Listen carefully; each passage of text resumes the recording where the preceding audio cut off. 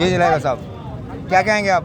میں چاہوں گا تو یہ جو ہمارے سندھ کے بہادر بیٹے کالے کوٹ والے جنہوں نے ہمیشہ سندھ کی شان اور عزت کی خاطر قربانیاں دی ہیں، ہر محاذ پہ یہ لوگ میدان عمل میں ہیں۔ اور آپ لوگوں نے دیکھا ہوگا کہ ملک ریاض جیسے ایک دبنگ کے ساتھ ان لوگوں نے مقابلہ کر کے بحریہ کیس میں ہم لوگوں کو ان لوگوں نے آزاد کرایا۔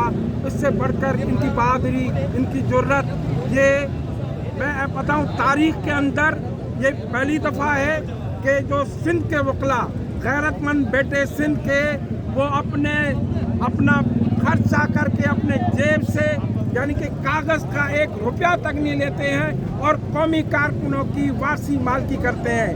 آج یہ لوگ حیدرآباد سے سندھ کی دل کراچی اپنے کینالوں کے خلاف یہاں آ رہے تھے، لیکن ریاست اتنی خوفزدہ ہے کہ ان نے ہر جگہ پہ ان لوگوں کے لیے چوکیاں قائم کر دی ہے، رکاوٹیں قائم کر دی ہے، لیکن ساری رکاوٹیں پار کر کے ہم لوگ یہاں پہنچے ہیں اور یہ بتانا چاہتے ہیں کہ آپ لوگوں نے اپنے 3 دریا آپ کے جنرلوں نے بیچے ہیں اور یہ جنرلوں کی زمینیں آباد کرنے کے لیے آپ جو ہمارے یہ جو 6 کینال بنا کے ہمارا پانی روک رہے ہیں، ہم کسی صورت میں اس کو برداشت نہیں کریں گے۔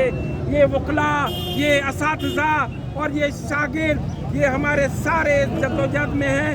ہم عدم تشدد پہ عمل کر رہے ہیں۔ آپ لوگوں کو یاد ہوگا کہ ہمارے جی ایم سعید نے کہا کہ عدم تشدد کی تحریک ہے اور بشیر قریشی بھی عدم تشدد کی تحریک پہ کر رہے تھے، لیکن آپ لوگ اب ہمیں مجبور کر رہے ہیں۔ آپ لوگ ہمیں مجبور کر رہے ہیں کیونکہ یہ جو پانی کا مسئلہ ہے ہمارا زندگی موت کا مسئلہ ہے، ہمارے بچوں کا مسئلہ ہے، اس پہ ہم کسی صورت میں بھی کمپرومائز نہیں کریں گے۔